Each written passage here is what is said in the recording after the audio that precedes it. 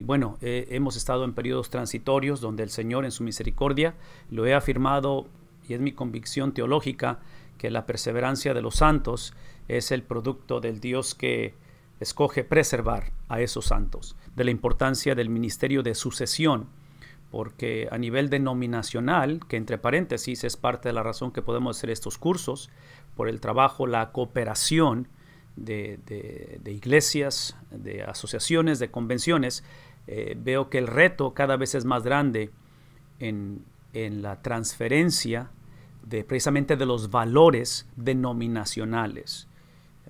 Es obvio que nuestro punto de partida en nuestra compatibilidad es el Evangelio, es la doctrina, y por eso es que hemos invertido estos meses y ustedes se han comprometido a ser parte de esto y lo agradecemos, pero estamos también conscientes que la doctrina es el principio, no es la meta, es la base, es el fundamento, pero no es la meta. Y menciono eso porque conforme vemos el rápido cambio circunstancial, ocasional, algunos de los cambios son permanentes en nuestra cultura, en las iglesias, en la familia, en fin, en tantos ámbitos.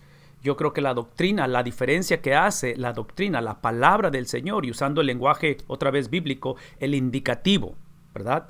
Lo que hace la diferencia en medio de tantos cambios es que usa los cambios positivos y negativos sin aprobar los cambios en sí, porque hay cambios que no deberían de suceder y trágicamente están sucediendo.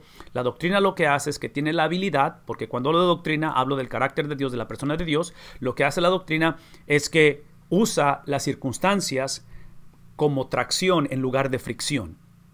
Entonces, ustedes y yo sabemos que el Evangelio a través de las edades se ha movido contra corriente, pero precisamente las limitaciones que potencialmente podemos enfrentar es el recordatorio de que el mandato es divino, de que la obra es de Dios y de que el trabajo de la iglesia, de las iglesias, de las denominaciones es precisamente unirnos a lo que de antemano Dios ya está haciendo, Dios ha prometido hacer. El reto muchas de las veces, y aquí es donde entra el trabajo denominacional y lo que estamos haciendo, y el ministerio de sucesión, el trabajo y el reto que tenemos no es solamente de unirnos, que pienso que es parte de la razón que estamos aquí conectados esta mañana, pero la pregunta es ¿qué significa? ¿Cuál es el precio a pagar?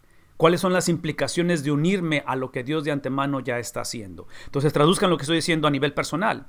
Si a nivel personal en el hogar sabemos que la salvación depende exclusivamente de parte de Dios, y en el evangelismo que tenemos que llevar a cabo a nivel hogar, a nivel familia extendida, a nivel comunidad, la pregunta es ¿qué significa eso? Y bueno, otra vez, regreso a la cuestión del trabajo denominacional porque no solamente estoy personalmente en esa etapa, como muchos de ustedes, estamos en esa edad media en la cual todavía no llegamos a la vejez, pero tampoco tenemos 18 años, ¿verdad?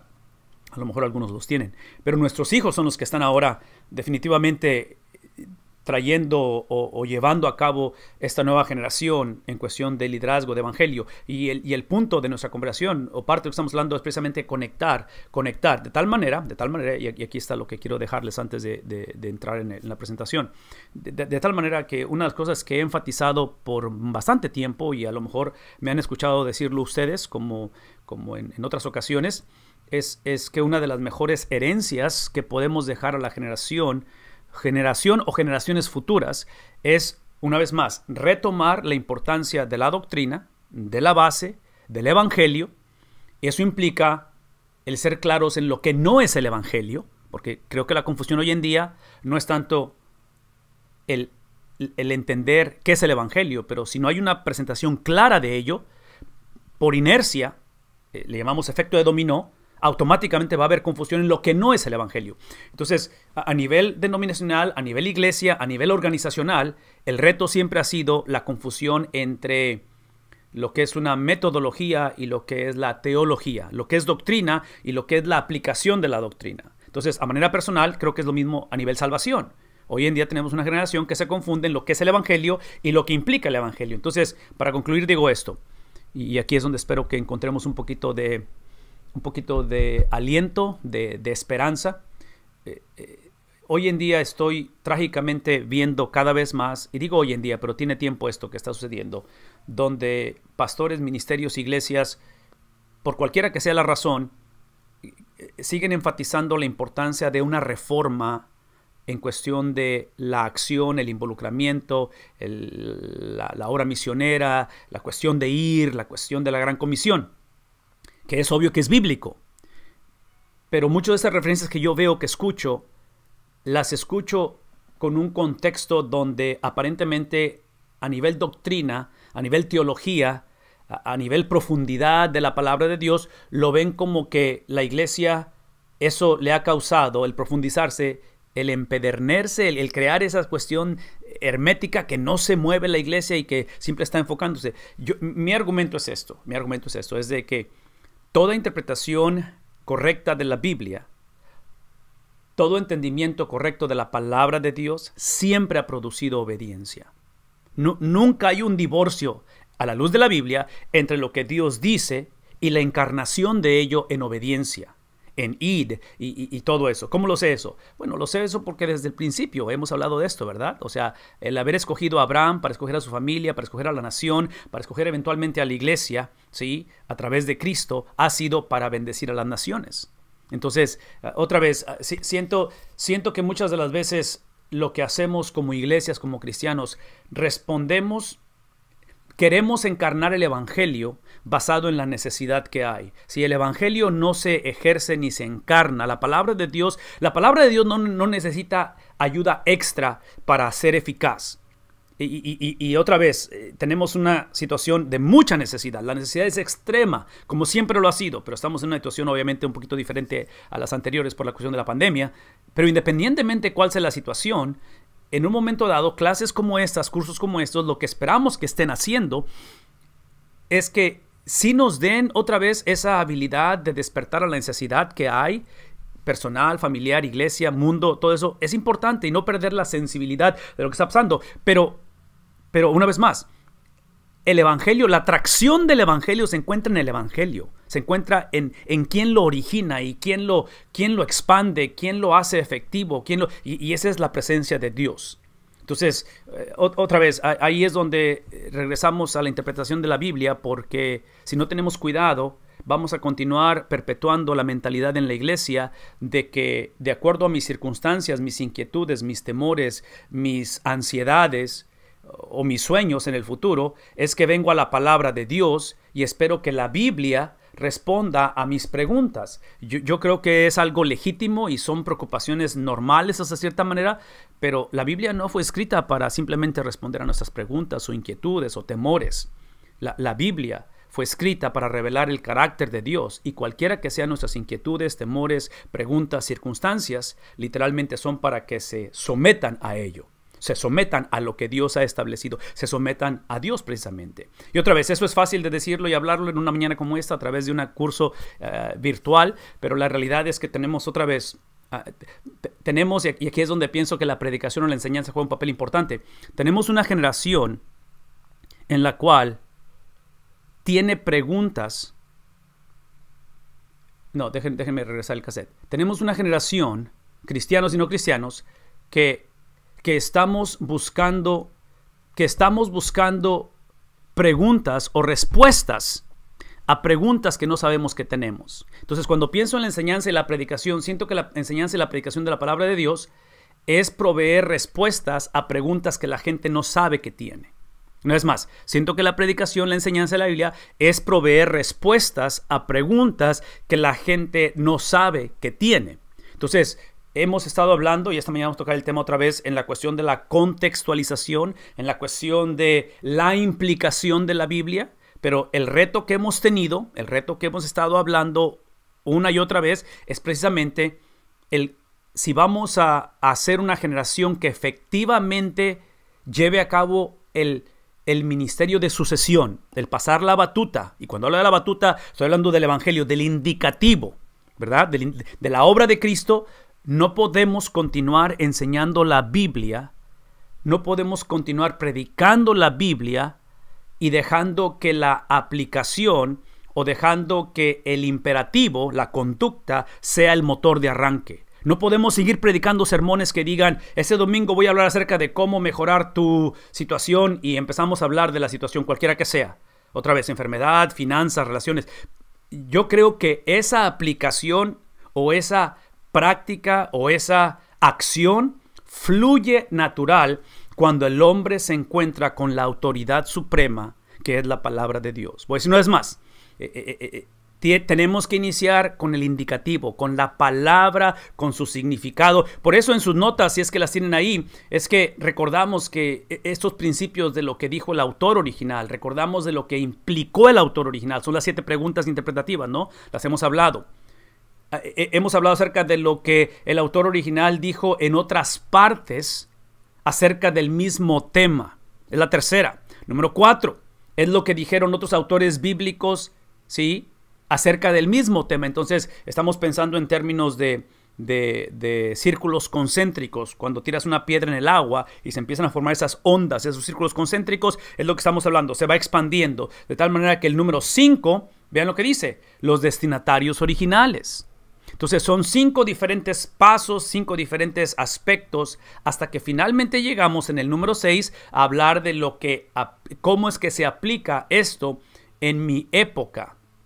Esto que he descubierto, cómo lo aplicamos en el contexto. Ahora sí es donde entra la contextualización. Ahora sí es donde entra la pasión de ir a abrir obra nueva. Ahora sí entra la pasión de ir a las misiones. Ahora entra la pasión del evangelismo personal. Ahora sí hablamos de crecimiento. Ahora sí hablamos de la salud de la iglesia. Ahora sí hablamos acerca de la salud de la familia. Ahora sí hablamos de lo que sucedió anoche acá en Estados Unidos, que es el debate de los candidatos de la presidencia, que son eventos trascendentales, que están teniendo un impacto y van a seguir teniendo un impacto lo que suceda el 3 de noviembre, que es cuando es la elección.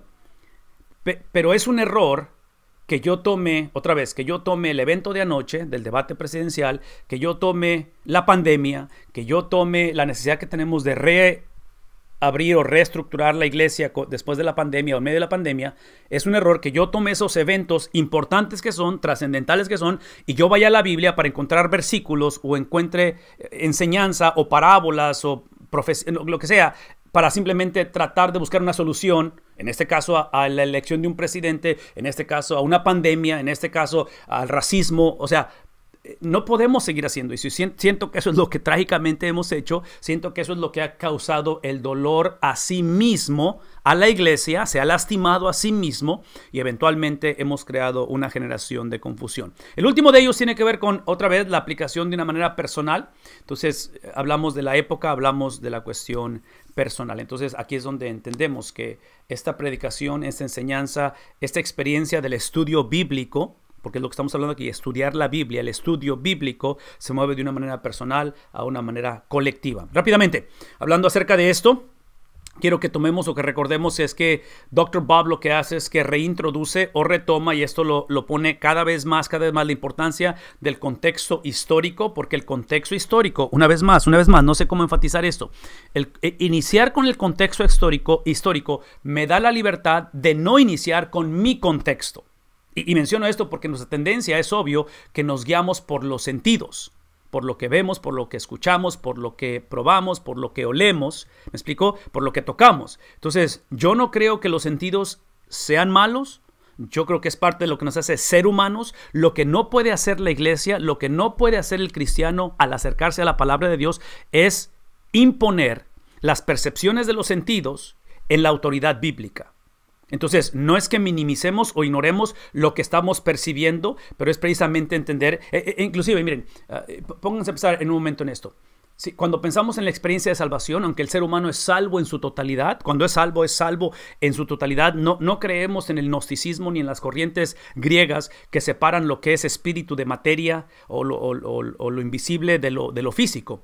Creemos que la vida del ser humano en su totalidad es salvo, no es parcialmente salvo, e inclusive no minimizamos ni ponemos supremacía en lo espiritual sobre lo físico. Por favor, escuchen lo que voy a decir. Pero a la misma vez estamos conscientes que el haber sido creados a la imagen de Dios implica que nuestro espíritu es el que fue fracturado, también nuestro mundo físico. Estoy hablando de Génesis capítulo 3, pero en el proceso o en la experiencia de salvación, cuando hablamos de esa regeneración instantánea a través de la obra del Espíritu Santo que produce la habilidad de decirle sí al Evangelio, lo que sucede es que el espíritu es regenerado, es transformado, pasamos de muerte a vida. Pero escuchen lo que voy a decir.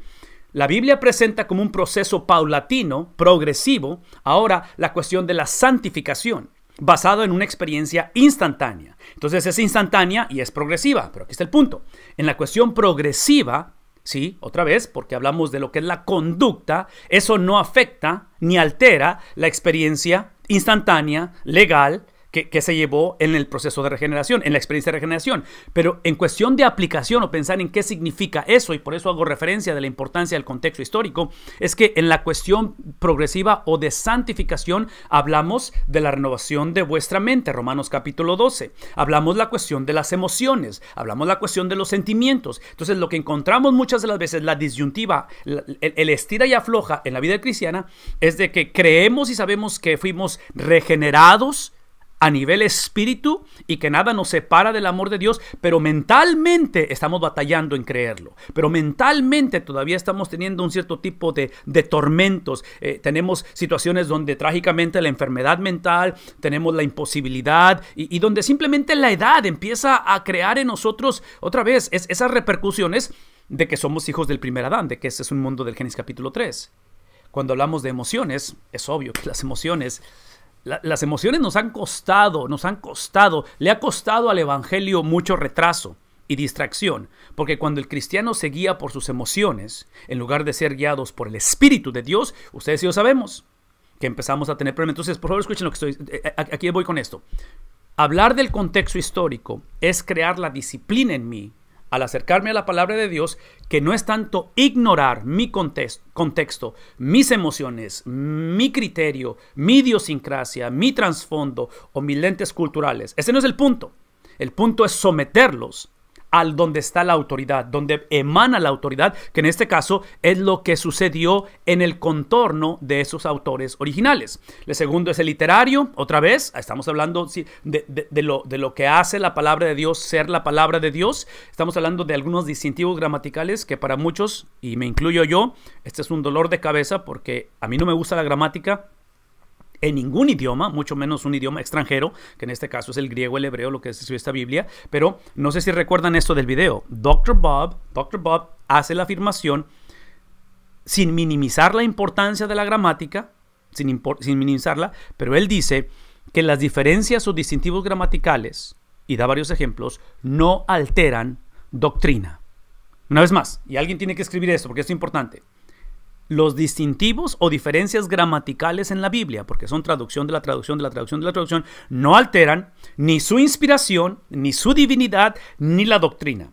Entonces, ¿a dónde voy es esto? Porque obviamente ha habido movimientos que van a tratar de, pues otra vez, de criticar o de usar la Biblia, la misma Biblia, en contra de la Biblia para hablar de estos distintivos gramaticales. Lo hermoso del evangelio es que en medio de lo que potencialmente es fragmentado, se ve incompleto o tiene distintivos o diferencias gramaticales, nada de eso altera los pilares trascendentales, doctrinales de lo que es la palabra del Señor. Entonces, eso es importante. La selección de palabras, obviamente, otra vez, la razón o por qué esos autores escogieron las palabras que escogieron, y aquí es donde entra el género. Y el género, estamos hablando precisamente los distintivos entre leer, en este caso literatura apocalíptica, leer epístolas, leer evangelios, parábolas, narrativa histórica, en fin, el sabiduría, cualquiera que sea la diferencia de ello. Y hablamos de lo que es el paralelismo, pasaje paralelismo. Todo esto simplemente son, otra vez, metodologías para poder nosotros llevar a cabo un proceso en el cual nos ayude una vez más, no solamente a conocer el carácter de Dios, pero eventualmente para llevarlo a la aplicación de todo ello. Lo que me gustaría hacer, recordarnos o retomar, porque esto lo hemos visto en los videos, que espero que lo estemos viendo los videos, ¿verdad? Es recordar los ciclos de lectura. Ciclos de lectura, porque lo que va a argumentar Dr. Bob es esto. Las 7 preguntas interpretativas que acabamos de decir, ¿verdad? Lo que dijo el autor, lo que implicó el autor, lo que dijo el autor en otros pasajes, lo que dijeron otros autores del mismo tema, y la cuestión de los destinatarios, cómo entendieron los destinatarios lo que dijo el autor, lo que implicó el autor, lo que dijo el autor en otros temas, y lo que los destinatarios entendieron de lo que otros autores dijeron del mismo tema. En esas 5 cosas de las 7 es donde me da la libertad, ahora sí, de contextualizarla, de decir, ok, en cuestión del divorcio, esto es lo que implica. Ahora que murió mamá, eso es lo que implica. Ahora que perdiste el trabajo, eso es lo que implica. Ahora que sientes el llamado a plantar una iglesia, Esto es lo que significa. Pero observen que no iniciamos con el deseo del llamado, no iniciamos con el luto que estamos teniendo por la pérdida de mamá. Estamos iniciando con todo esto. Dr. Bob va a decir esas 7 preguntas interpretativas más los 4 ciclos de lectura que si ustedes observan los comentarios de Dr. Bob Utley, observen los comentarios, cualquier libro, cualquier capítulo que ustedes vayan, típicamente su comentario inicia con ese rectángulo en el cual hay 5 columnas de 5 diferentes versiones de la Biblia. Y él lo que hace es que va a crear el bosquejo de ese capítulo. Él quiere que veamos cómo el bosquejo cambia basado en algunos de sus distintivos que estamos diciendo aquí.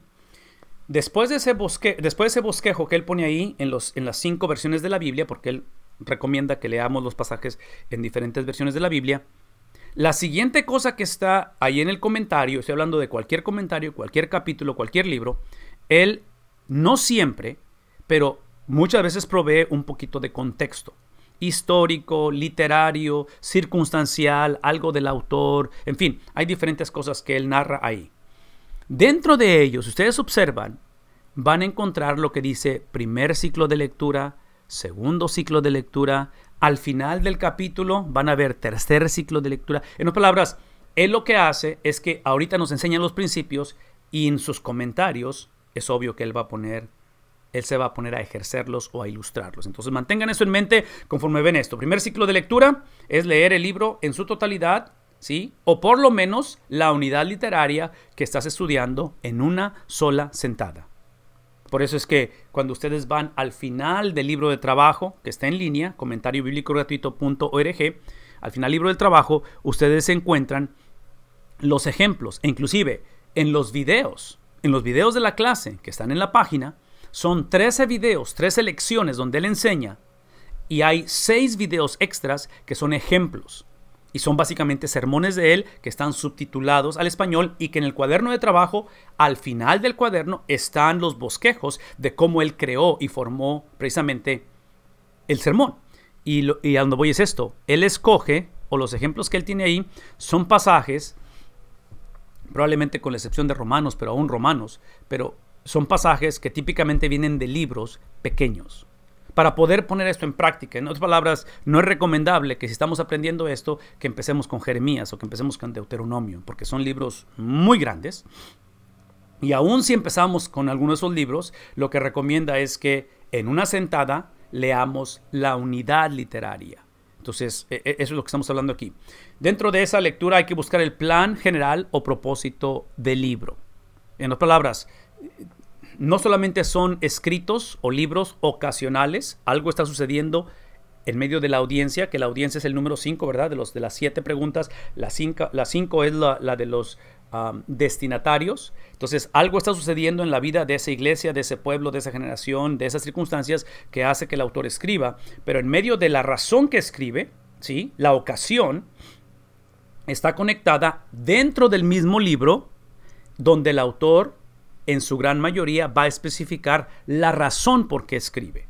Hay una razón por la cual está escribiendo ese libro. Entonces, es lo que se recomienda que se lea, ya sea a nivel libro, si es un libro pequeño, o a nivel unidad literaria, si es un libro muy grande. Número 2 es buscar las frases claves o párrafos que expresan ese tema, es lo que estamos hablando. O sea, buscar esas frases. Yo decía la semana pasada que, en mi opinión, es Daniel capítulo 7, versículos 13 y 14.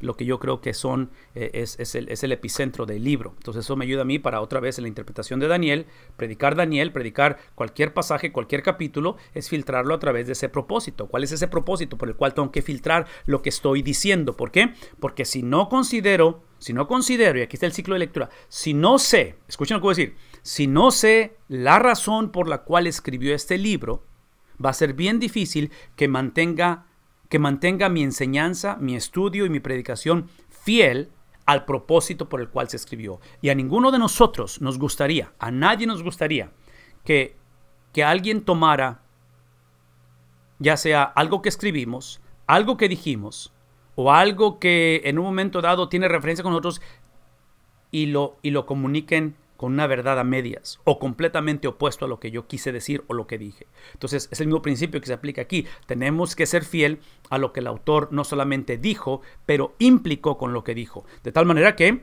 identifica el género literario del libro o unidad literaria. Otra vez, estamos hablando de poesía, estamos hablando de historia, estamos hablando de profecía, qué tipo. Entonces todo eso se hace en la primer sentada, primer lectura. Segundo ciclo de lectura, nos vamos a regresar y vamos a volver a leer todo el libro otra vez o la unidad literaria. Estoy hablando de, esto es estudio personal, ¿verdad? Que entre paréntesis, para los que tenemos el privilegio de predicar, ¿sí? Predicamos, escuchen lo que voy a decir, predicamos como un reflejo.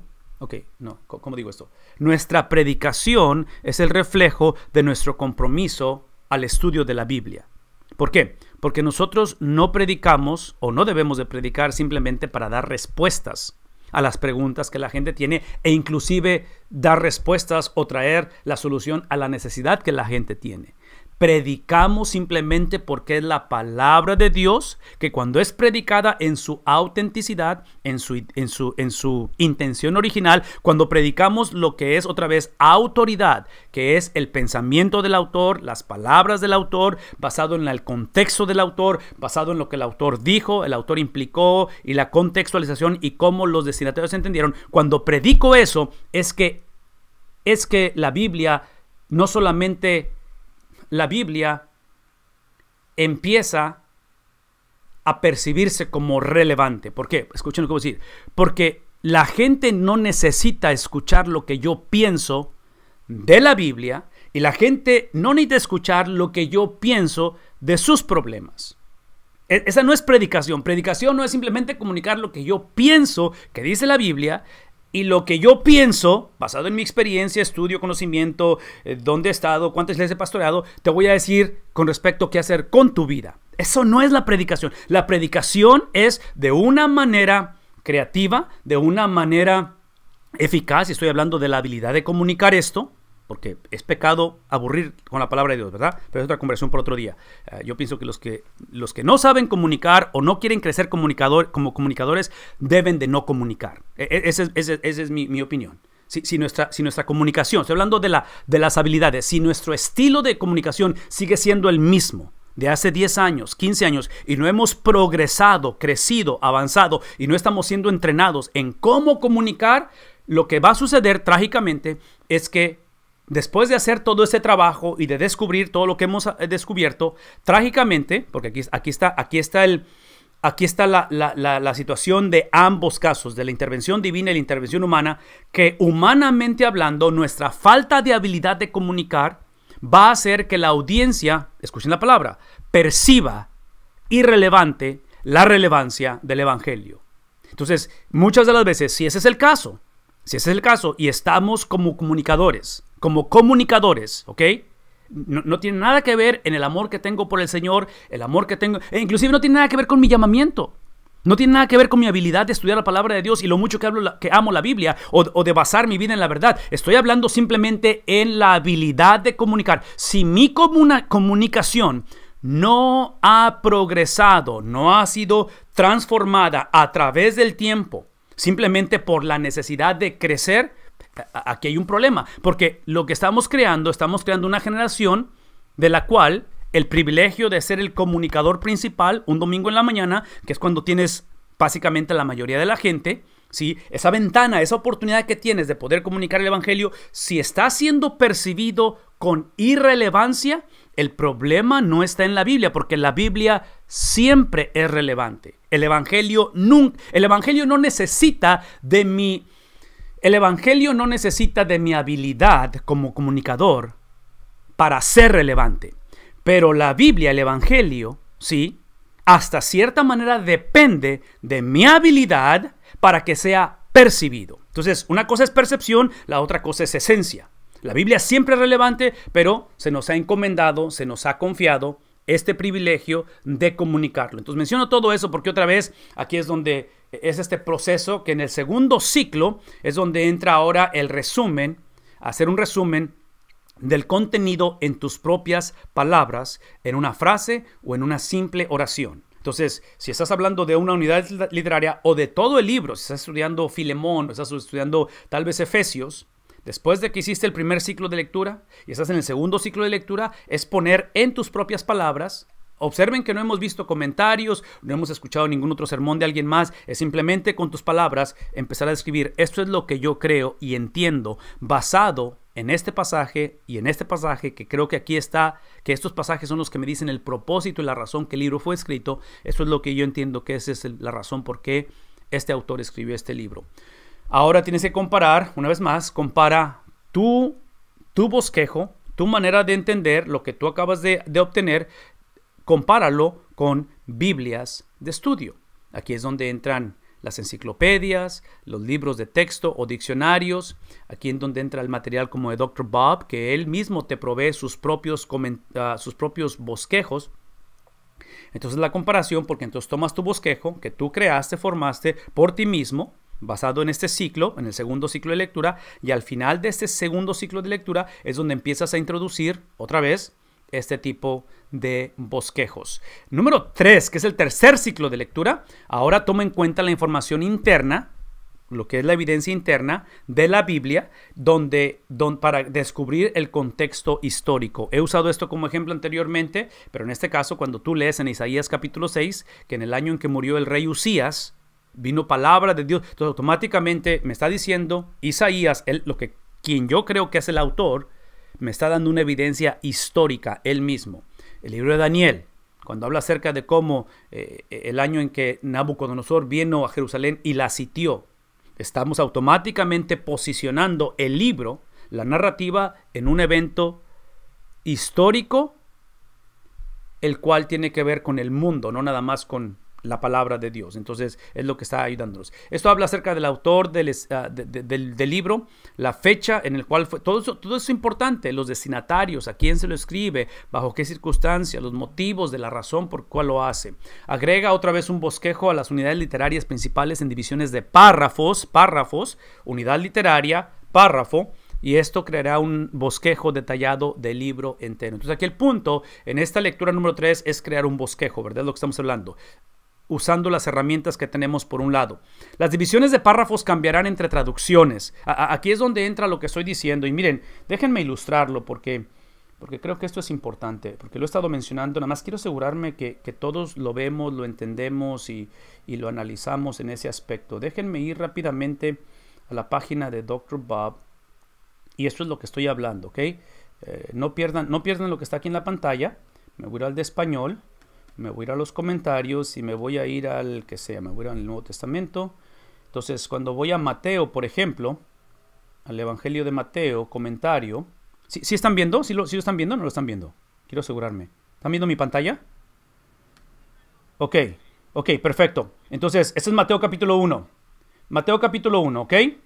Entonces, en Mateo capítulo 1, esto es lo que me refiero. Lo que están viendo en la pantalla con respecto a las divisiones de párrafos cambiarán entre traducciones. Déjenme quitar lo que están viendo en la pantalla. Las divisiones de párrafos van a cambiar entre traducciones y la invitación es que comparemos las diversas traducciones. Entonces, cómo lo ejemplifica él, esa práctica en el tercer ciclo de lectura, es lo que ustedes van a ver cada vez que vean un comentario. Entonces observen que él lo que está haciendo, está usando 5 diferentes traducciones de la Biblia, de las cuales los bosquejos, lo que está ahí es el bosquejo de ese capítulo. Bueno, en este caso no es el capítulo completo, pero en este caso, observen, es versículos 1 al 17, al 16. Ya, es todo lo que pone ahí. Bueno, no, mentira, es todo el capítulo. Es todo el capítulo, versículos 1 al 25. Pero observen cómo cada versión de la Biblia bosqueja el capítulo un poquito diferente. Es lo que está aquí enfrente de nosotros, ¿verdad? Entonces, después de ver esa comparación, que yo creo que ayuda, una vez más, nos forza a pensar a nivel de ciclos de lectura, es que entonces observen que aquí dice tercer ciclo de lectura. Entonces, aparentemente esto que está aquí es lo que recomienda que hagamos de una manera constante, porque la práctica hace el maestro, en cuestión del tercer ciclo de lectura. Ahora, déjenme hacer un paréntesis aquí antes de seguir, porque sé que es bastante información, pero por favor escuchen lo que voy a decir. El propósito de hacer estos cursos, de hablar de esto y el privilegio de tener mucho de esto traducido al español, está basado en que ninguno de nosotros estamos aquí.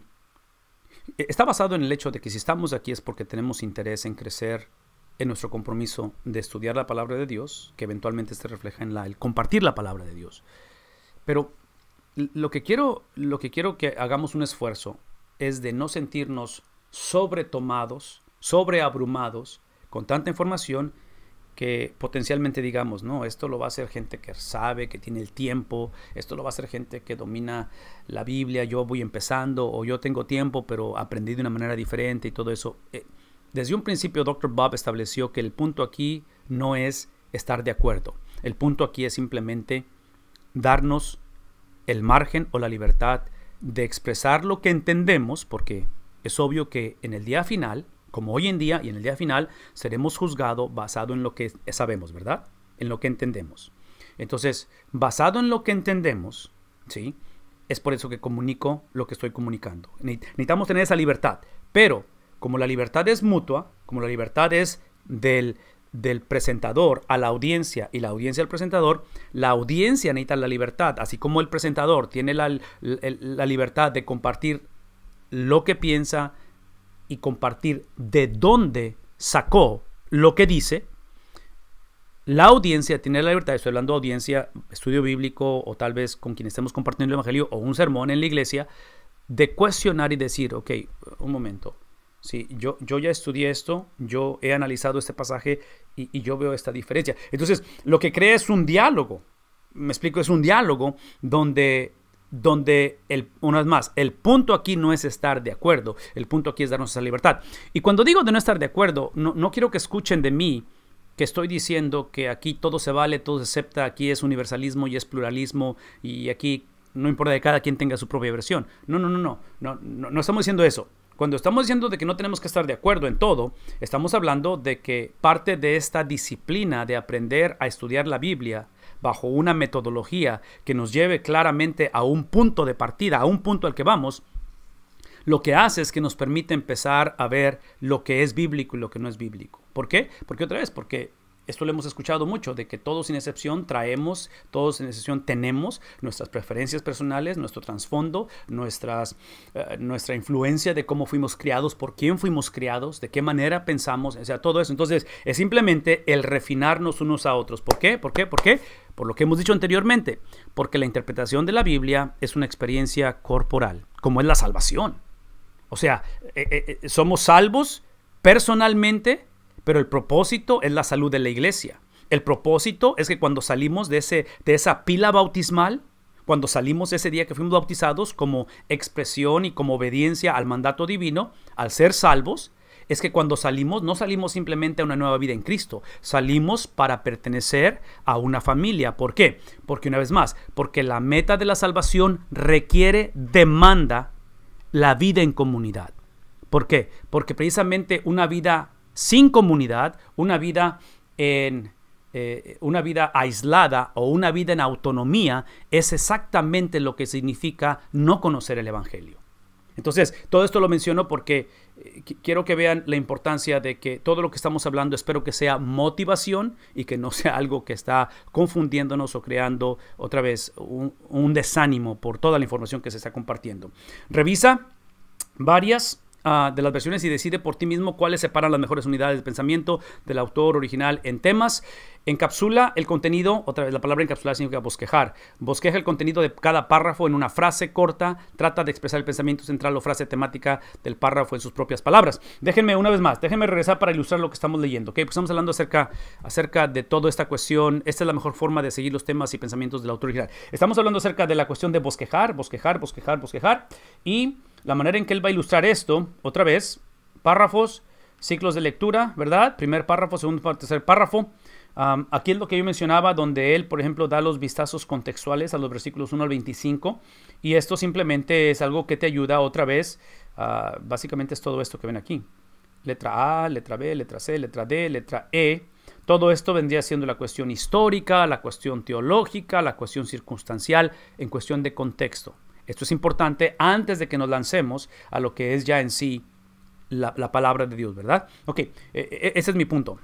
Y otra vez, esos son como preámbulos, es un patrón que él usa en cómo Él ha creado, escrito estos comentarios basado en su metodología de interpretación de la Biblia. Pero lo que quiero que vean conmigo es la cuestión del bosquejo, porque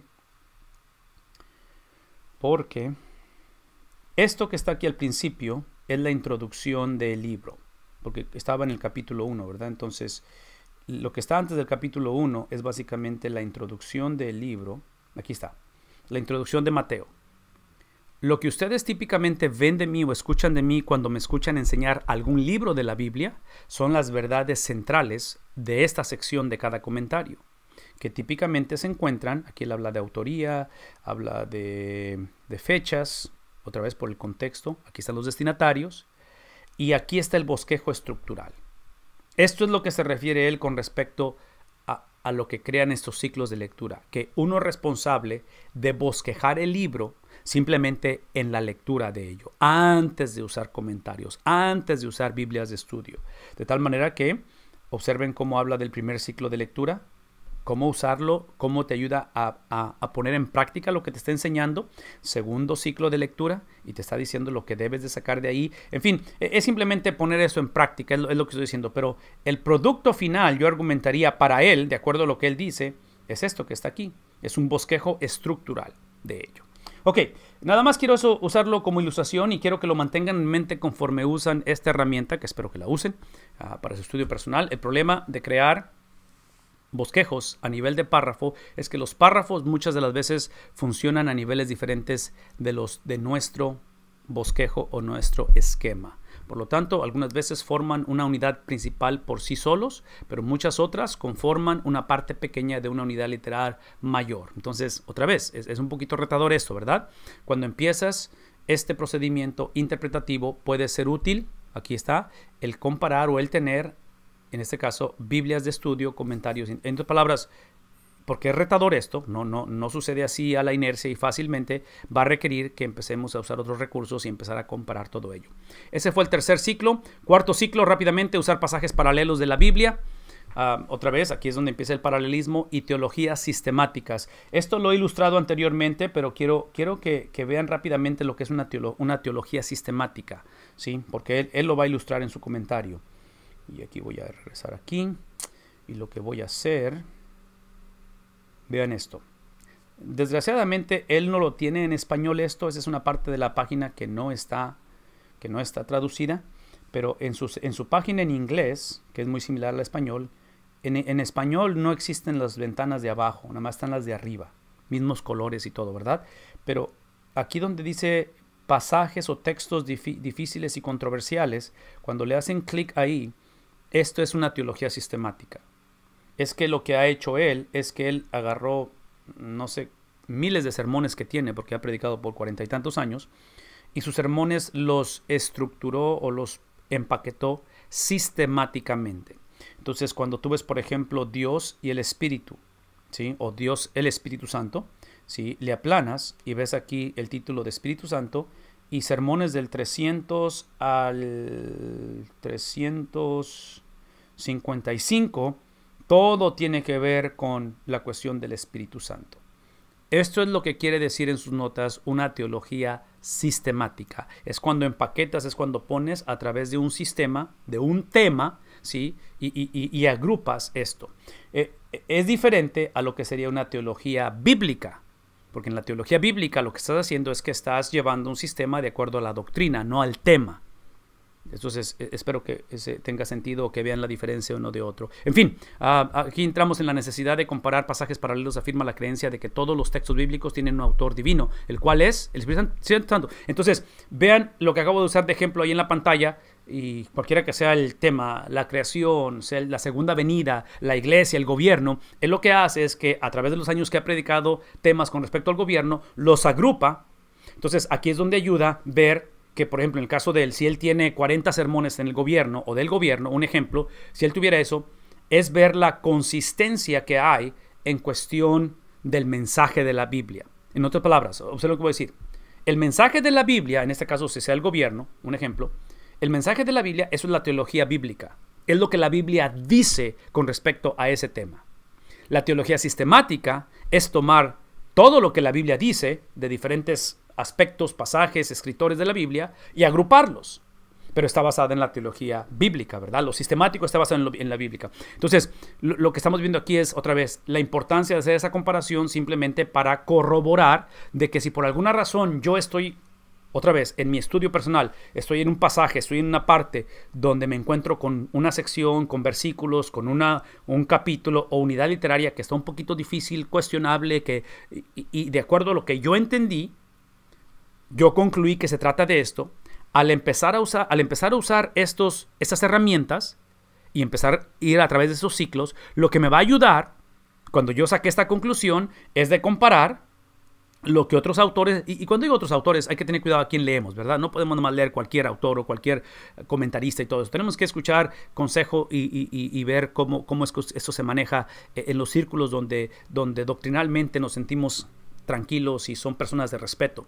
Entonces, al empezar a comparar, potencialmente lo que vamos a encontrar es que mi entendimiento estuvo un poquito fuera de lo que la mayoría está diciendo. La otra cosa es esto, y aquí es donde entra la teología sistemática, es que si yo llegué a la conclusión que Efesios capítulo 4, versículos 1 al 10, es acerca de esto, pero me doy cuenta que en la mayoría de las teologías sistemáticas, de lo que libros de teología sistemática me están diciendo, ninguno de ellos pone a Efesios 1 al 4 en la categoría que yo lo he puesto, probablemente yo estoy mal.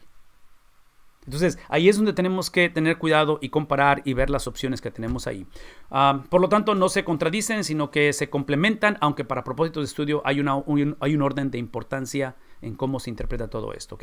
Entonces, aquí está el orden que él recomienda. La misma unidad literaria, el mismo libro, el mismo autor y el mismo género. Una vez más, piensen en círculos concéntricos. Unidad literaria, ¿sí? Unidad literaria. Mismo autor, mismo libro, perdón, ¿sí? Mismo autor, mismo género. Entonces, ¿cómo ilustro esto? Bueno, otra vez, piensen en términos de Efesios, porque Efesios es uno de los libros fáciles de hacer esto. Pero en Efesios hay unidades literarias. Entonces, hablar por ejemplo, en Efesios, no sé, hablar de esa sección de Efesios en el capítulo 5, donde habla acerca de maridos, amad a vuestras mujeres, someteos unos a otros en el temor del Señor, y empieza a describir. Esa es una unidad literaria. Entonces, si yo quiero predicar Efesios 5, 21, 22, o quiero predicar el capítulo 6 y hablar acerca de la armadura de Dios, yo tengo que pasar por este proceso antes de simplemente tomar estos versículos y afirmar lo que yo creo del matrimonio, o afirmar lo que yo creo de la guerra espiritual. Entonces, cuando ves esos círculos concéntricos a través de estos ciclos de lectura, te vas a dar cuenta que, en este caso, la sujeción mutua entre esposo y esposa es parte de una unidad literaria. Si yo no sé el tema de la unidad literaria, por favor, escuchen lo que estoy por decir. Si yo no he descubierto el tema de la unidad literaria, en este punto, yo no creo que tengo el derecho de predicar un versículo, 2 versículos, a menos que sepa yo el tema, porque al yo descubrir el tema, lo que el autor quiso decir, lo que el autor implicó en esa unidad literaria, usando como ejemplo de Efesios, me va a ayudar y me va a proteger de mí mismo, de yo decir o predicar en el nombre de Dios cosas con respecto al matrimonio que ni el apóstol Pablo, que es el autor, ni la Biblia. Ok, déjeme regresar esto un poquito. Muchas de las veces no es tanto que la Biblia no lo diga, y no es tanto que estamos diciendo mentiras, pero voy a decir una vez más, el compromiso que yo he hecho como lector como estudiante de la Biblia, y sobre todo como comunicador o predicador, es que hay un contrato entre la Biblia y yo, donde yo, y esto es lo que hace la interpretación de la Biblia, por eso estamos hablando de esto, es un contrato donde, a menos que yo sepa lo que el pasaje dice, yo no puedo hablar en nombre de Dios, aun cuando esté diciendo cosas que van de acuerdo a la Biblia en general. No sé si estoy siendo claro en lo que estoy implicando aquí. Aquí es cuando trágicamente como pastores empezamos a sonar repetitivos en nuestra predicación, porque no nos damos a la tarea a descubrir lo que el pasaje dice, simplemente estamos hablando generalidades de lo que siempre hemos creído. Y no es más, el punto aquí a lo mejor no es tanto que nuestras creencias o doctrina está equivocada, pero no estamos siendo fieles al mensaje que el autor, inspirado por el autor original, que es el Espíritu Santo, usando a estos instrumentos, a estos escritores, está tratando de comunicar. Y aquí es donde entra todo este proceso, de tal manera que, una vez más, la unidad literaria es lo que me permite hacer afirmaciones a nivel párrafo o a nivel versículo, esa unidad literaria. Eventualmente, el mismo libro me permite hacer esas afirmaciones. Eventualmente, ahora el autor, porque si yo afirmo algo con respecto al matrimonio, basado en Efesios 5, 21, 22 y los versículos que están ahí, si yo afirmo algo basado en estos versículos, más vale que yo me asegure, aquí es donde tengo que yo tener cuidado, asegurarme que lo que estoy diciendo no solamente es bíblico, pero está corroborado con lo que este mismo autor, que en este caso Pablo, se le acreditan 13 cartas, él dijo del mismo tema en otros pasajes y en otros libros. Y de ahí, obviamente, el género. No solamente lo que Pablo dijo en sus 13 cartas con respecto, en este caso, al matrimonio, pero qué es lo que dijeron los otros escritores del mismo género, que en este caso son epístolas. Y en este caso yo sería un poquito más detallado, hablar de las cartas de prisión, hablar de las epístolas paulinas y luego hablar en general de todas las epístolas. Eventualmente tengo que tomar ese tema del matrimonio, si es que estoy hablando de Efesios 5, hablar qué dice el Nuevo Testamento en su totalidad y eventualmente hablar de toda la Biblia. El uso de un tipo de libro de teología generalmente conocido como teología sistemática, es lo que hablamos de decir, es muy útil, pero el más olvidado por nuestra denominación, por lo que acabo de explicar ahorita. Dividen las verdades de la Biblia en categorías, otra vez, Dios, hombre, Espíritu Santo, Escrituras, cosas por el estilo, de tal manera que al usar el índice de las Escrituras al reverso de estos libros, es posible ver rápidamente cómo el texto que se está estudiando se relaciona con temas importantes en toda la Biblia. Desarrolla formas especializadas de crear listas especializadas para discernir la estructura y pensamiento del autor original, de tal manera que enlista, otra vez aquí vean la recomendación, enlistar los personajes principales y secundarios con respecto a la narrativa que estamos viendo, enlistar los términos clave, términos teológicos importantes que vemos, términos actuales, términos usados para expresar la verdad central de un pasaje, términos inusuales o completamente desconocidos, enlistar los eventos más importantes, definitivamente Hechos es una buena manera de ilustrar esto, y digo Hechos porque en Hechos, por ejemplo, y otra vez esto puedo enseñarlo o predicarlo todo el santo día, pero Hechos es un libro que si no tenemos cuidado y violamos algunas de estas metodologías de interpretación, de estos procesos de interpretación, lo que sucede o lo que ha sucedido es que usamos a Hechos, el libro de Hechos, los eventos históricos de Hechos para afirmar cosas que el autor de Hechos no tuvo como propósito al documentar esos eventos. ¿Y qué estoy diciendo? Bueno, uno de los ejemplos es definitivamente entender que el libro de los Hechos fue escrito desde la perspectiva del autor como una apología, como una defensa en la cual está presentando un caso legal ante el gobierno romano para recordarles o decirles o introducir a lo mejor que el cristianismo no es una amenaza al gobierno. No es más, que el cristianismo no es una amenaza al gobierno. ¿Por qué? Porque ustedes saben que el contexto histórico en este tiempo, hablando de la potencia mundial, de este monstruo de estructura y de poder que es Roma, o sea, Roma no iba a estar jugando con alguna posibilidad de alguien que quisiera lanzar de revolucionario, de caudillo, de querer cambiar o de querer liberarse de la opresión romana. Entonces, Roma lo que iba a hacer y lo que hizo a través de las edades, cualquiera que se levantara en armas contra Roma o que ellos percibieran que se quieren levantar en armas, ¡pum!, lo aplastas.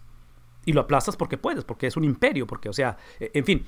Entonces, en cuestión del cristianismo, ver al cristianismo sobrevivir esa etapa y todos los 2000 años que el cristianismo está sobre la faz de la tierra, pero sobrevivir tuvo que ver mucho con lo que estoy hablando, de cómo esta literatura son defensas, son presentaciones oficiales. Es obvio que hay una inspiración bajo el Espíritu de Dios, pero desde el punto humano, desde el punto otra vez literario, es entender que los eventos que está narrando el libro de los Hechos tienen un propósito. Si yo no sé eso al leer Hechos y empezar a predicar Hechos y no sé que el contexto es el sentido de una defensa legal ante un gobierno y donde Lucas se da la tarea como historiador, altamente capacitado y altamente educado por lo que entendemos, la manera en que escribe está hablando a una cultura no judía. Y ¿qué está presentando? Está presentando lo que presenta cada libro de la Biblia, el Evangelio. Es simplemente que la contextualización, la metodología, la personalidad de él, su trasfondo está implicado en ello. Y nosotros como lectores, 2000 años después, si no conocemos eso, vamos a perder mucho y especialmente vamos a ser infieles a lo que el autor original quiso decir. Y aquí es donde voy. Aquí es donde trágicamente tomamos libros como los Hechos y creamos o construimos doctrinas con respecto al Espíritu Santo que no creo que es lo más saludable hacer exclusivamente del libro de los Hechos. Creo que el libro de los Hechos enseña doctrina, creo que definitivamente habla del Espíritu Santo, pero lo que no podemos hacer es ver la narrativa, lo que Hechos, lo que Lucas decide basado en la meta. La meta del libro de los Hechos, acabo de decirlo, una de sus razones principales es presentar esa defensa. Entonces la pregunta es, si Hechos me está presentando diferentes aspectos históricos de cómo el Espíritu Santo obró en la transformación de judíos, de no judíos, de gentiles, de romanos, o sea, esta variedad en cuestión esta diversidad en cuestión de salvación, y la experiencia o las experiencias sobrenaturales de la intervención del Espíritu Santo varía y son diferentes en el contexto del propósito principal. ¿Cómo es que yo interpreto esto? ¿Cómo es que entiendo que algunos hablaron en lenguas, algunos no hablaron en lenguas, algunos fueron bautizados a través de inmersión en el agua, en inmersión? En fin, observen todo lo que está sucediendo. Algunos nada más creyeron. Entonces, ¿qué estoy implicando? Eso es lo que estoy implicando. Si desconocemos esto que está en la pantalla, lo que hemos hecho y vamos a seguir haciendo, dependiendo de dónde vengo, quién me crió, quién fue mi pastor, a qué iglesia asisto, o a lo mejor no voy a ninguna iglesia, es que voy a escoger la experiencia que más me convenga y voy a hacer de ello una doctrina. Y trágicamente es lo que hemos hecho, de tal manera que escogemos una de las narrativas en cuestión de la intervención del Espíritu Santo en salvación, la agarramos y literalmente la engrandecemos y afirmamos y decimos, toda experiencia de salvación tiene que ser de esta manera, porque eso es lo que la Biblia dice. Ese es el punto. El hecho de que la Biblia lo diga, eso no implica que automáticamente es prescriptivo, que tiene que suceder todo el tiempo, en toda circunstancia. Hay cosas que la Biblia dice que son prescriptivos y tienen que aplicarse siempre en toda circunstancia, pero ¿cómo saber cuál sí y cuál no? En fin, es un tema controversial porque hablamos otra vez de la doctrina del Espíritu Santo, que es un tema controversial. En lista de los movimientos geográficos, otra vez, históricamente hablando, extremadamente importante, presta atención a pasajes especiales, especialmente difíciles.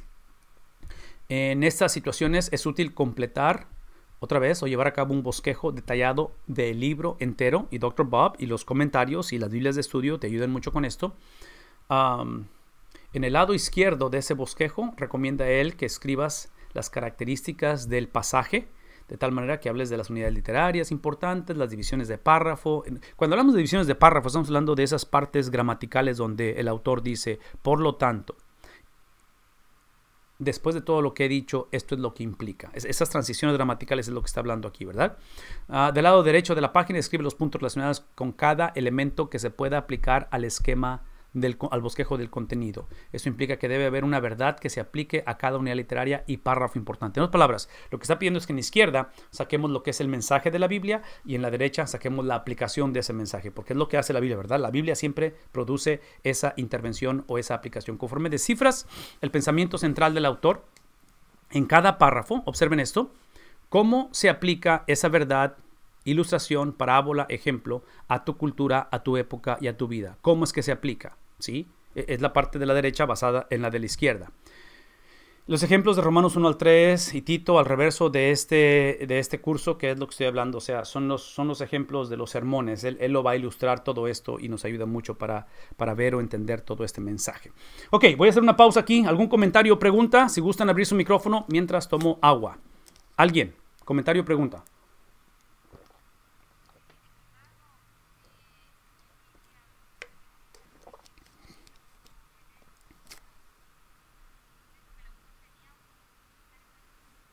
Sí, es lo que he estado usando ahorita para ilustrar. Déjame ponértelo otra vez aquí en la pantalla.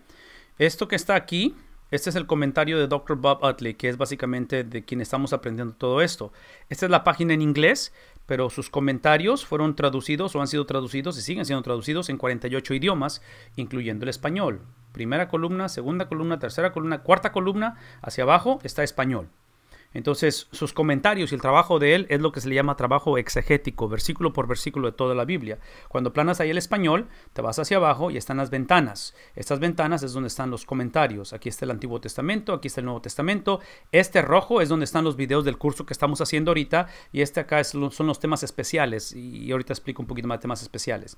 Pero el punto aquí es de que, por ejemplo, el ejemplo que estaba usando ahorita, le aplano aquí al Nuevo Testamento y en cada uno de estos vas a encontrar lo escrito, audio y video, versículo por versículo. Entonces, cuando planas aquí a los escritos, una vez más, aquí están los libros de la Biblia, te vas a Mateo, que es el que usé hace rato como ejemplo, Mateo, y ese es básicamente lo que es la portada o el encabezado, y te bajas y aquí está la introducción, que es lo que usé hace rato, y empiezas capítulo por capítulo.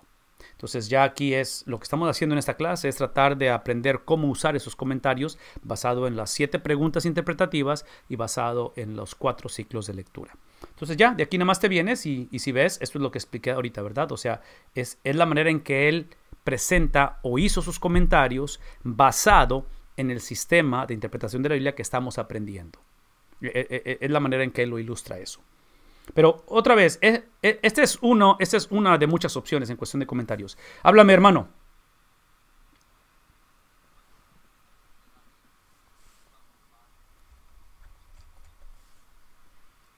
Uh-huh.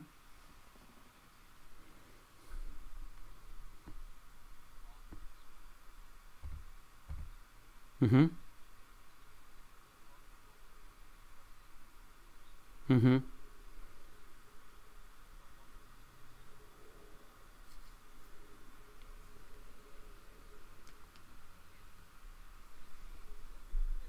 Uh-huh. Ok,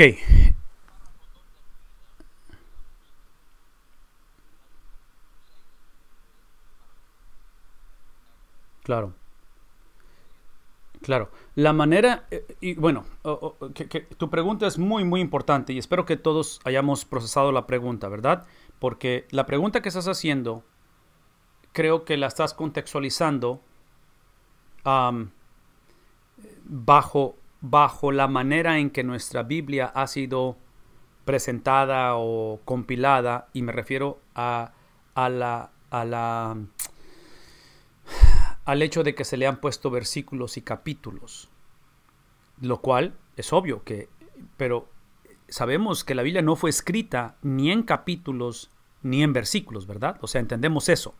No que no sean inspirados, pero el punto que Dr. Bob va a hacer y lo que nos ayudan estas 7 preguntas interpretativas y estos ciclos de lectura es entender que hasta cierta manera los versículos no están inspirados en este aspecto. No están inspirados en el sentido de que los versículos, como son los capítulos, solamente tienen sentido en contexto. Porque otra vez, usando el ejemplo de Efesios 5:21 y arrancarme con ese pasaje y elaborar un sermón con respecto a la relación matrimonial o la sujeción mutua, lo que tú quieras, Efesios 5:21 solamente tiene sentido en contexto. Entonces tu pregunta está hablando acerca de la realidad que tenemos hoy en día, que todos leemos la Biblia a través de capítulos y de versículos, que no estoy en contra de ello, siempre y cuando recordemos la función que tienen y la función que no tienen. Entonces, lo que nos está ayudando a hacer este tipo de enseñanzas sobre literatura, y voy a tratar de responder a tu pregunta precisamente mostrando lo que Dr. Bob hace con respecto a tu pregunta. Y aquí estamos en Mateo. Otra vez, la pregunta es, ¿qué hacer cuando Dr. Bob en sus comentarios, él obviamente escribe el comentario basado en el capítulo, ¿verdad? No en la unidad literaria. Bueno, la manera en que va a ilustrar él esto es precisamente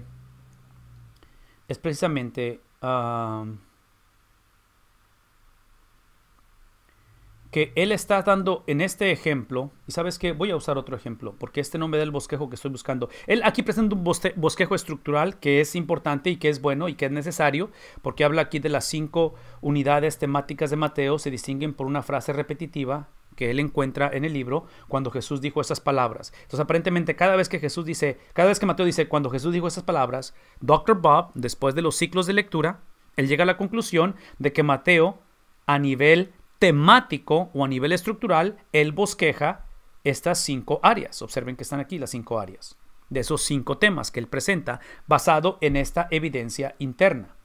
Pero para responder a tu pregunta un poquito más específica e ilustrarla, déjenme irme a otro libro de la Biblia y me voy a ir a Marcos, en este caso.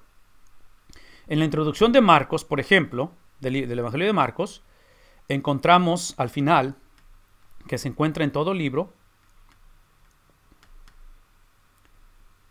Ok, aquí está. Con respecto al esquema o al bosquejo estructural básico de Marcos, lo comparte los otros evangelios sinópticos, Mateo y Lucas. Entonces, de acuerdo a lo que Dr. Bob concluye en sus ciclos de lectura, él concluye que el Evangelio de Marcos está bosquejado en básicamente estas 4 diferentes temas o secciones. Del 1.14 al 6.13 encuentras el ministerio de Galilea. Del 6.14 al 8.30, él presenta el ministerio fuera de Galilea. Del 8.31 al 10.52, él ve el viaje a Jerusalén.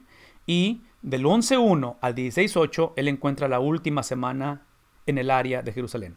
Tu pregunta tiene que ver cómo predicas o cómo estudias si estás estudiando el capítulo 5, por ejemplo, al ser parte de esta unidad literaria. Esa es tu pregunta, ¿verdad, hermano? Esa es la pregunta. ¿Cómo estudiar el capítulo 5 a nivel de esta unidad literaria? La respuesta a la pregunta para mí sería esta. Yo no puedo estudiar o indagar el capítulo 5 a menos que yo sepa o que reconozca o que me dé cuenta que el capítulo 5 es parte de la unidad literaria conocida como el ministerio en Galilea. Entonces, lo que el capítulo 5 me enseña, y vamos a usarlo como ejemplo. Entonces, vamos al capítulo 5. El capítulo 5 está aquí. Ok, el capítulo 5, que ya me di cuenta que es parte de esa unidad literaria, Dr. Bob va a bosquejar este capítulo 5, otra vez usando diferentes versiones de la Biblia, donde me muestra a través de esto. Observen los bosquejos, aquí están, y varía bosquejo con respecto al libro. Vean, porque si es una traducción que tiene la traducción dinámica, palabra por palabra, dependiendo, ¿sí? Eventualmente, donde voy es esto. Eventualmente es que el capítulo 5, dentro de esa unidad literaria, lo interpretamos donde la enseñanza del capítulo 5 la tengo que conectar o procesar a través de la idea que presenta esta unidad literaria. Por eso es lo que decía hace rato. O sea, la unidad literaria es lo que determina el significado de este capítulo. Entonces, en este caso, observen que él me va a dar aquí partes contextuales de esto. Me da la contextualización, sea temática, sea del personaje, sea de algún evento histórico, de lo que sea. Y parte de ese contexto, él empieza, y esto es lo que ayuda mucho, este tipo de herramientas, él empieza a darme los pasajes paralelos, donde, como este es parte de los sinópticos, de los evangelios, que hay mucha similitud con otros, vean todas las referencias que va a hacer él de los demás pasajes o de los demás libros. Eventualmente, lo que sucede, hermano, y aquí es donde quiero que pongamos atención en esto, entre paréntesis, él lo que escoge, y esto si quieren ustedes, los traductores de esos comentarios no tradujeron la equivalencia en español, y algunas de las Biblias, y cuando digo Biblias, de estas que están aquí, algunas no existen en español. Entonces ese es el reto que tenemos en el español o en las traducciones, no nada más el español. Pero en este caso, la Biblia que él usa en sus comentarios es esta que está aquí, que estas son las siglas en inglés. En español es la Biblia de las Américas. Es la Biblia que él usa. Entonces, si ustedes, en otras palabras, cuando ustedes leen esto, esta traducción que ven aquí en este rectángulo es la Biblia de las Américas, nada más para que sepan. Nada más que los traductores no lo pusieron aquí Biblia de las Américas. Es lo que estoy hablando. Pero bueno, el punto es este. Regresando otra vez a los círculos concéntricos, ya saqué la unidad literaria que la vi ahorita en el bosquejo. Ahora sí me voy a venir al capítulo 5. Y dentro del capítulo 5, observen que él me presenta lo que es versículos 1 al 13. Versículos 1 al 13, por favor vean esto. La razón que él deduce versículos 1 al 13 del capítulo 5 para agruparlo o para ponerlo como una oración gramatical, digo oración o enunciado, que en este caso, como su idioma original es el griego, en este caso, es que las oraciones gramaticales se ven diferentes en otros idiomas. Entonces, la ventaja es que yo no tengo que saber eso ni cómo deducirlo porque ya lo hace él, ¿verdad? Y los otros comentarios. Pero el punto es este. Observen que el 5, 1 al 13, él lo dedujo cuando él hizo los bosquejos de acá. De estos bosquejos, él llega a esa conclusión. Entonces, por eso él habla mucho acerca del bosquejar. Pero mi punto es este. Cuando llegas al 5, 1 al 13, ahora sí, detalladamente empiezas a ver la interpretación exegética. Pero escucha una vez más. Todo esto que él va a descifrar, versículos 1 al 13, va a tener que entrar en lo que él presenta al principio como los vistazos contextuales. Porque esto es lo que me ayuda a ver, esto que está aquí, que él me está proveyendo, me ayuda a entender, ¿sí?, hacia dónde va el capítulo en sí. Entonces, esta parte del capítulo la muevo desde esta unidad pequeña, que en este caso serían versículos 1 al 13, moverla a nivel de capítulo, y de ahí me voy a la unidad literaria, que ya lo dije al principio, todos los versículos que implica, los capítulos que implica. Y de ahí, obviamente, de esta experiencia, ahora, déjenme regresar al principio, para regresar a la introducción. ¿Dónde quedó la introducción? Aquí está. Entonces, para regresar yo acá, procesar esto a través... ¿Dónde quedó?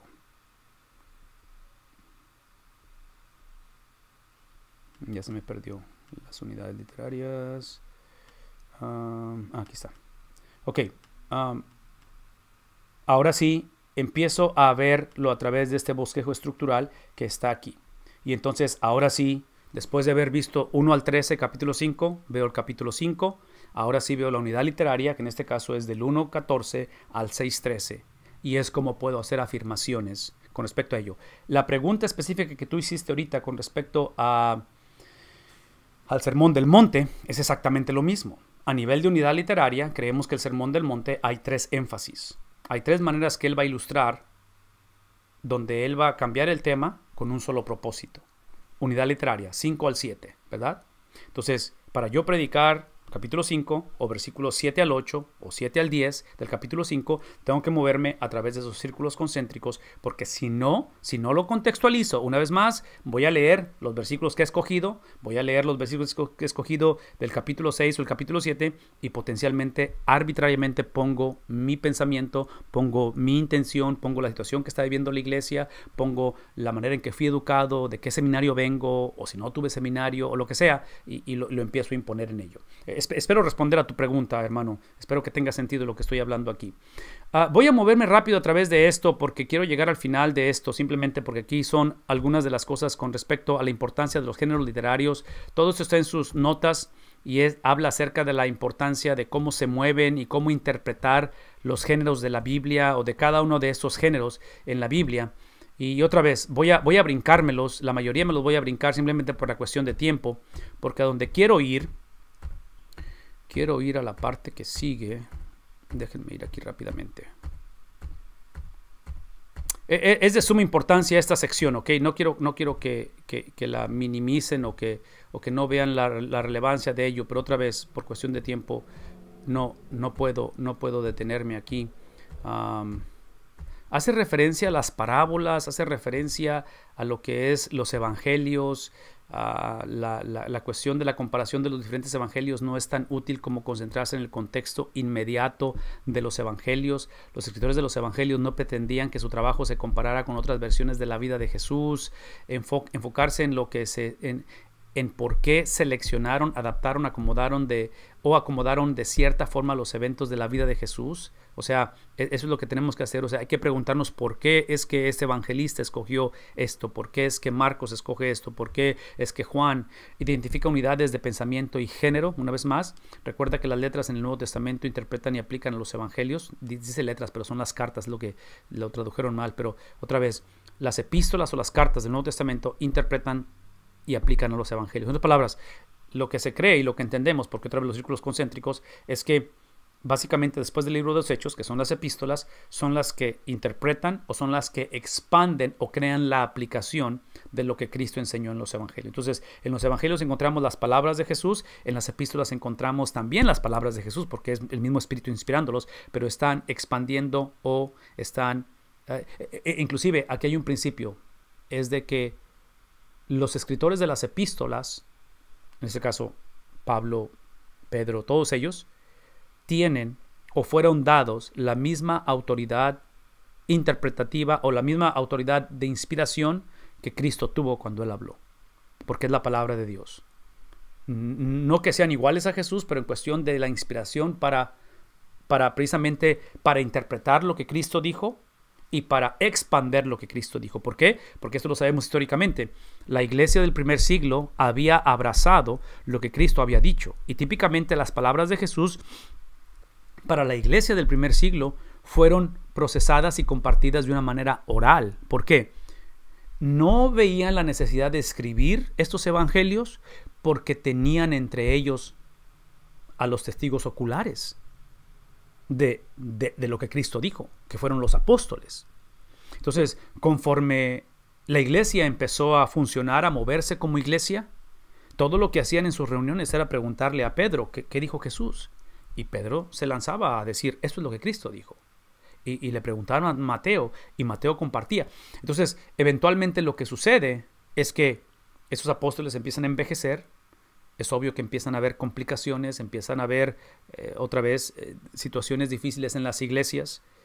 La persecución empieza, de tal manera que cuando empiezan a ver, y entre paréntesis, otra de las razones por qué no vieron la necesidad originalmente de poner estos evangelios por escrito, es porque esa generación, como cada generación por 2000 años, siempre ha creído, y ellos siempre creyeron que no había necesidad de hacer esto porque Cristo venía.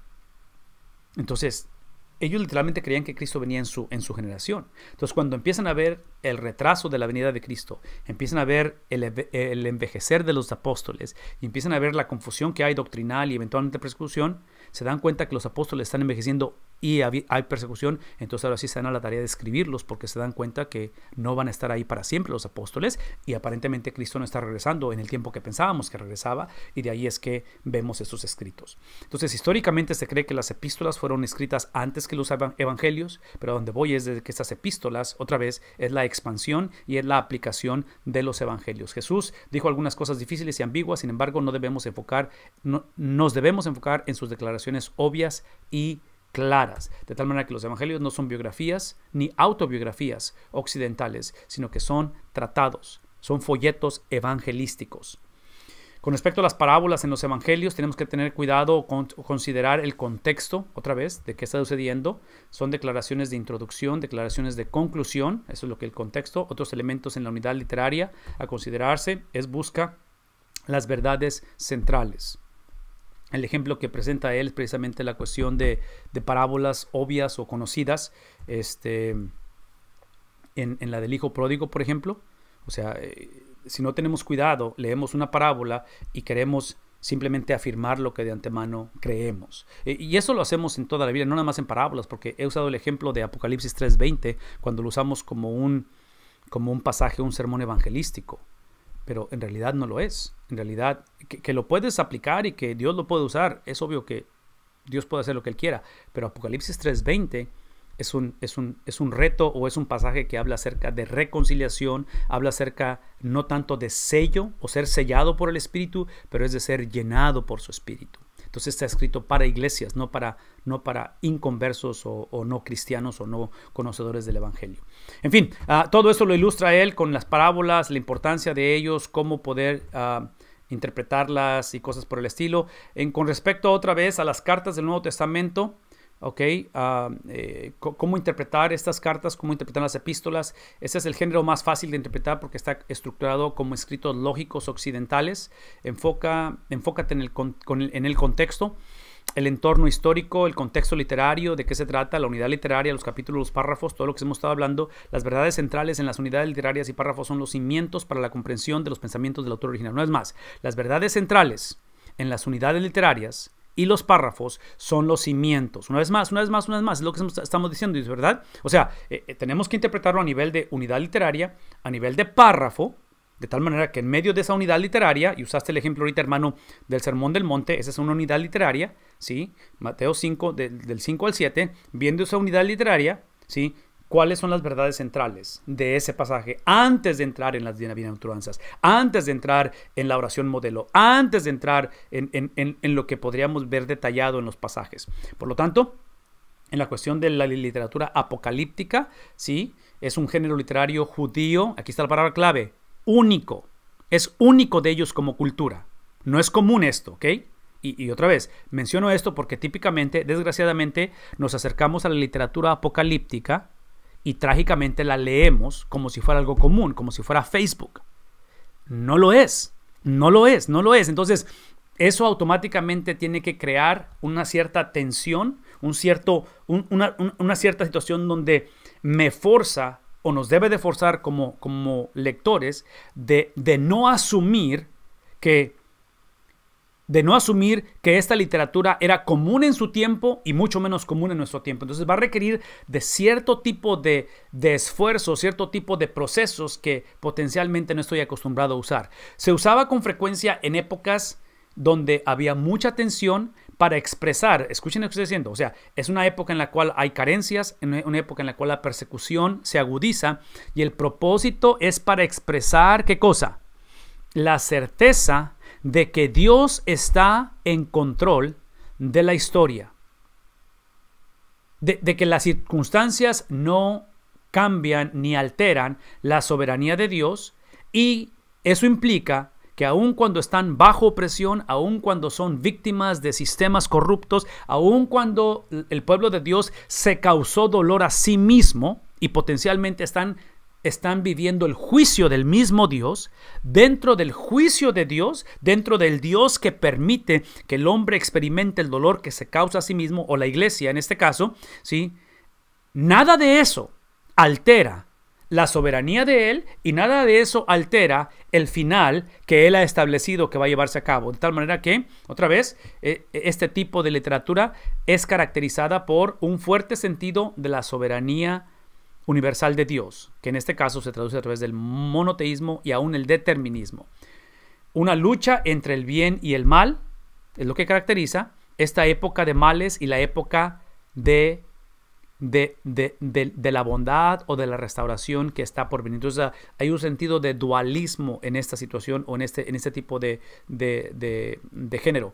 El uso de palabras de código secreto, lo cual, otra vez, normalmente del Antiguo Testamento o de la literatura judía apocalíptica intertestamentaria, que es el tipo de literatura que fue escrito entre los testamentos, Malaquías y Mateo, es lo que está refiriéndose, que hay cierto contexto que tiene que ver con ese tipo de literatura que se escribió o ese género que surgió en ese periodo histórico. El uso de colores, números, animales, otra vez, o sea, es algo de lo cual el uso de mediación angelical por medio de visiones y sueños, pero normalmente a través de mediaciones angelicales e interpretativas, se enfoca principalmente en eventos importantes por venir sobre el fin de los tiempos, lo que se le llama la nueva era, ¿sí? La era del Espíritu Santo.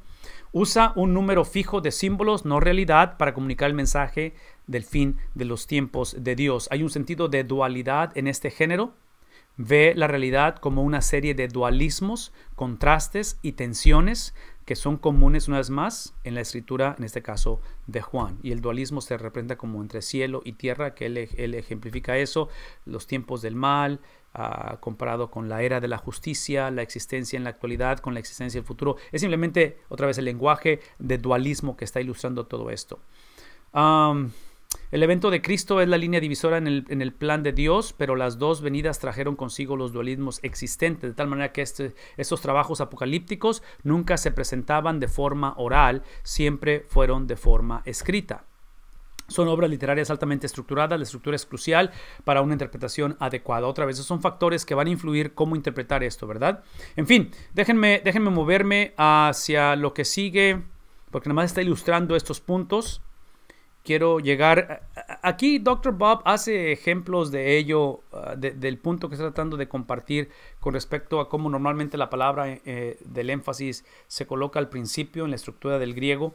Y esto se le conoce como liderea el pasaje. Entonces hablamos de pasajes donde Gálatas 2:20, con Cristo juntamente crucificado, lo que nosotros típicamente enfatizamos, pienso en Filipenses 4:13, que nos encanta enfatizar cómo es que todo lo podemos en Cristo, cuando el énfasis está en que Él nos fortalece aun cuando hay cosas que no podemos hacer.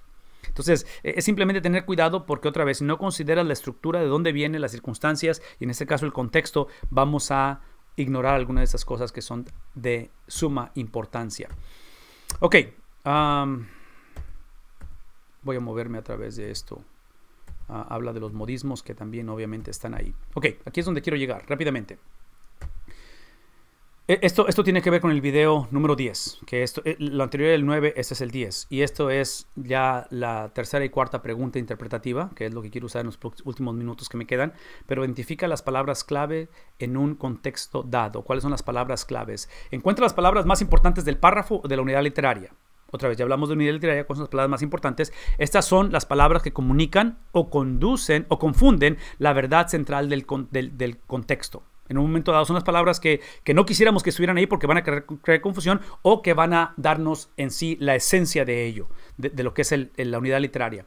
Asegúrate de no leer las palabras bíblicas como tus definiciones condicionadas por tu historia, por tu cultura y por tu teología o tu denominación.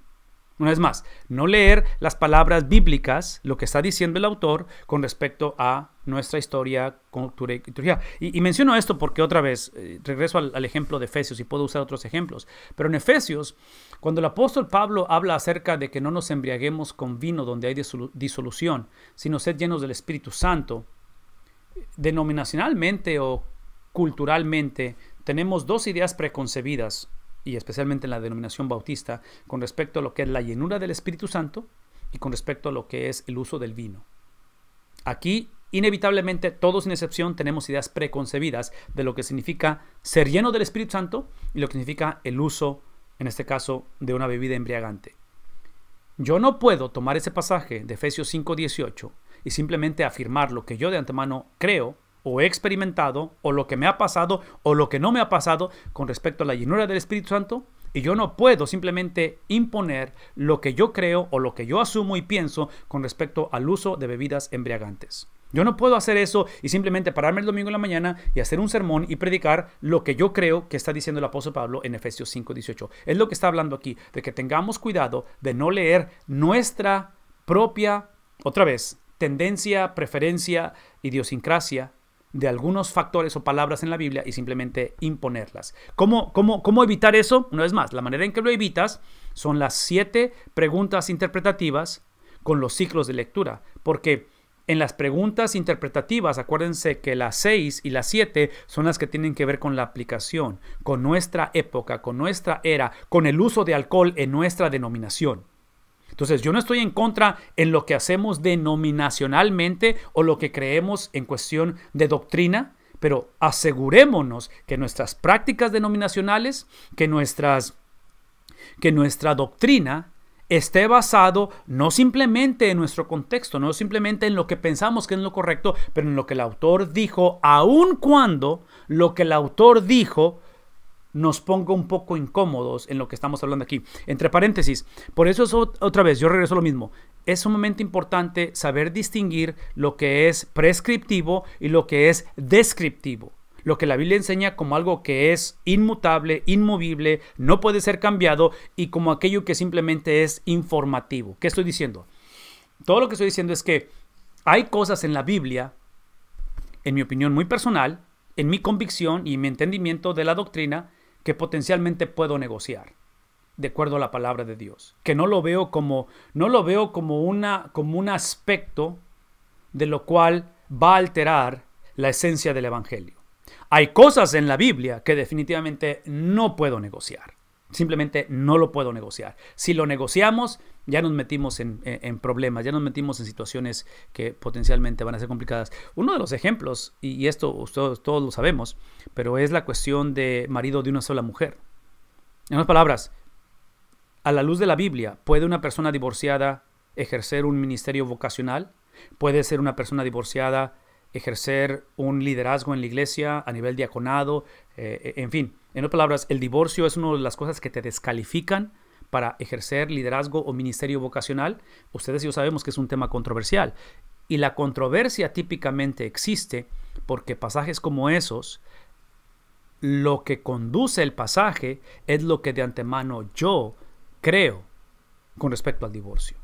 Entonces, yo no estoy en contra de lo que creemos con respecto al divorcio y lo podemos hablar, lo podemos platicar, lo podemos debatir si quieres, pero nuestras opiniones, nuestras convicciones tienen que estar sometidas a las convicciones del autor original que en este caso sabemos quién es el autor original de esos pasajes, lo que él dijo, lo que él implicó, lo que dijo de ese tema en otros pasajes, en otros libros, porque se le atribuyen varios libros a Pablo, y lo que otros autores, como Pablo, dijeron con respecto al tema, incluyendo a Jesús, y eventualmente, aquí es el punto, eventualmente, hablando de si el divorcio califica o descalifica al individuo, eventualmente tenemos que ver o entender cómo es que estas iglesias entendieron todo lo que el autor dijo, implicó y todo lo que voy a explicar, y entonces ahora sí podemos hablar acerca de la aplicación. ¿Qué hacer en nuestro caso? ¿Qué hacer con este hermano, con esta hermana? ¿Qué hacer con esta familia? ¿Qué hacer con mi persona si pasé por un divorcio? O sea, si mi divorcio sucedió cuando no conocía de Cristo. Si vemos, o sea, son temas que potencialmente son controversiales,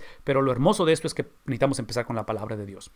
Él enlista varios ejemplos aquí otra vez, y no tengo el tiempo para ver la ilustración de ellos, pero en su video lo ilustra todo eso y la confusión que hay hoy en día grande con respecto a estas palabras porque las leemos a través de nuestra preferencia o nuestro entendimiento antes de ver lo que es la palabra del Señor. Recuerda que el contexto determina el significado de las palabras. Una vez más, contexto determina el significado de las palabras. No son una definición, o sea, no es un diccionario preestablecido, sino que tenemos que tener cuidado de aplicar las definiciones teológicas plenamente desarrolladas de un autor bíblico en cada aparición de un término particular en las Escrituras. Por favor, eso es importante.